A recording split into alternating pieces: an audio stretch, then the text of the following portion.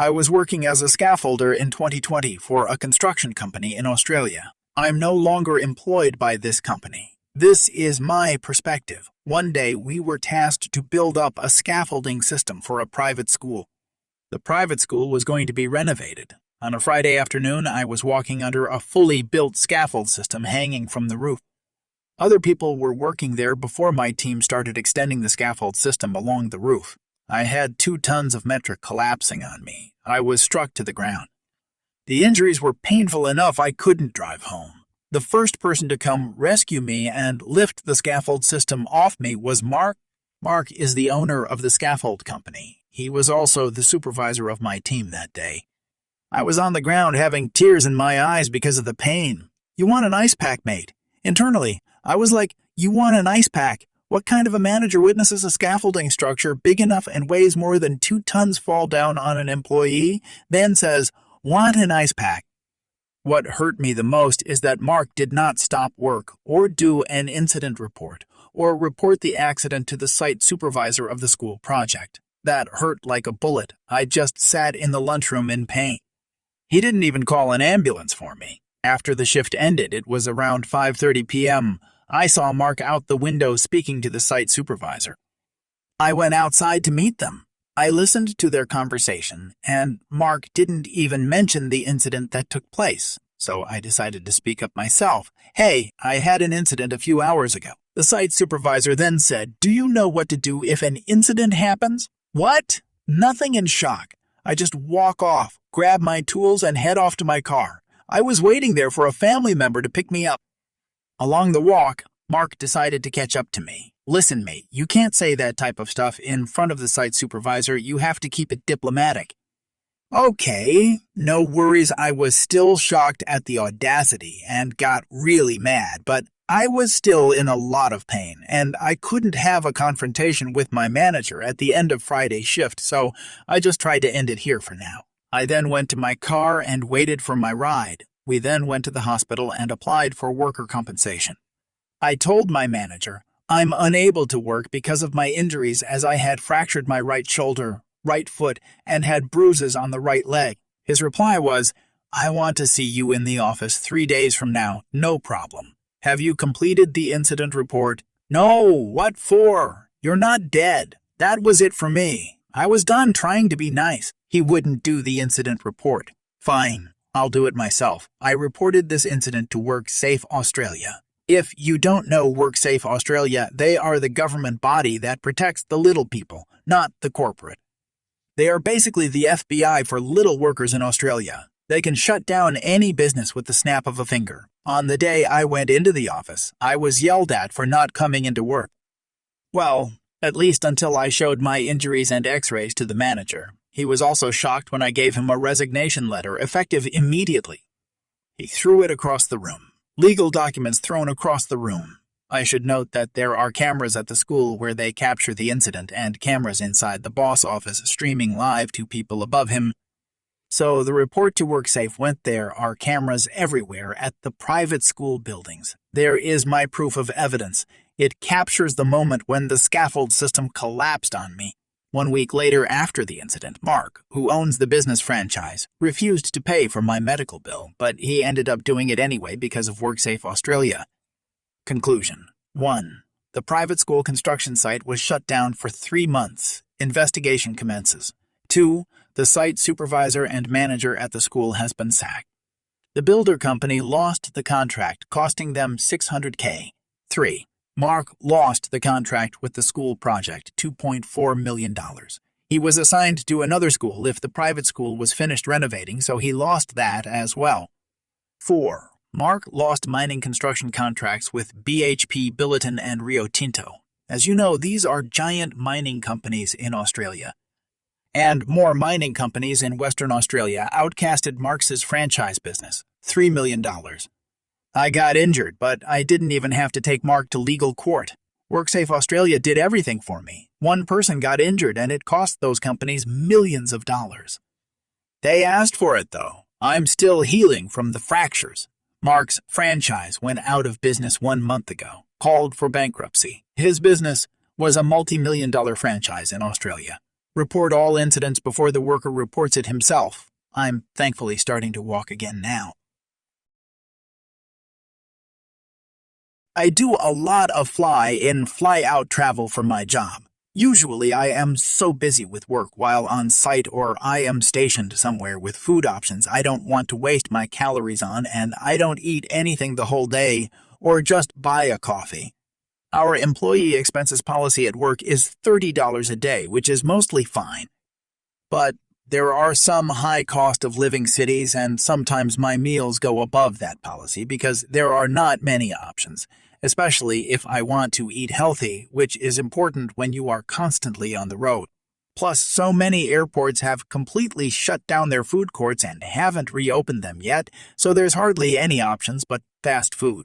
So I submit my expenses for 1 month, and I have gone $1.50 over the daily limit because I treated myself to a coffee that morning, as well as a lunch because I was tired after the early flight I had to take.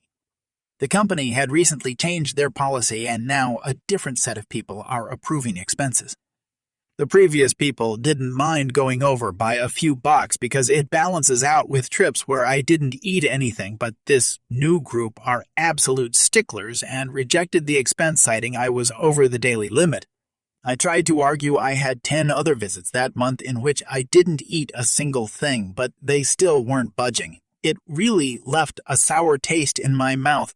Now, every single visit I force myself to spend as close to $30 as I can because screw them. My husband is happy because it means I now bring back slightly squashed but free food for him. I feel bad for wasting food, but often I just buy a meal and eat a few bites and throw it in the bin. However, the expense policy is $30 a day, and you bet I am going to stick to it now. While in the past I might have billed $100 for the entire month because I didn't bother to eat, I am now billing twice or 3 times that. I also used to push myself to keep working all day, but now I strictly take my 30 minutes to go and buy some food, so that's 30 minutes less work they are getting from me too. So I used to work for a supermarket delivering people's shopping, and 2 of my shifts fell into the evening. Both shifts were 7 p.m. to 11 p.m., and there were barely any deliveries between 10 p.m. and 11 p.m., if any at all. The manager of our department just used to let us go at 10 p.m. unpaid, or you could hang around and do odd jobs like tidying up and such. And then the new store manager showed up. What I can only assume was an attempt to stamp some authority down. Anyone who was back from their deliveries early was made to work in the main part of the supermarket. Now, a lot of the guys working on the evening deliveries were older men on part-time, just waiting for retirement and who didn't want to be out dealing with the general public. So a plan was made, a very simple plan. Just don't get back to the store until 10:45. By the time all the van unloading was done, it was 11 and time to go. So most days there were about 10 drivers just sitting in vans for 1 or 2 hours, getting paid to sit down and do nothing. Now, these vans did have cameras and such, but could not be accessed by anyone in the store, could only be accessed by people out of store if there was an accident for insurance stuff. All of this got the store manager mad. In the evenings he was in, he'd wait and ask where we were when we got back, and we could basically say anything and he couldn't disprove it.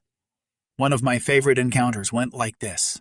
Your van was due back at 9:45. Why are you back an hour late? Traffic. Where was this traffic? Can't remember.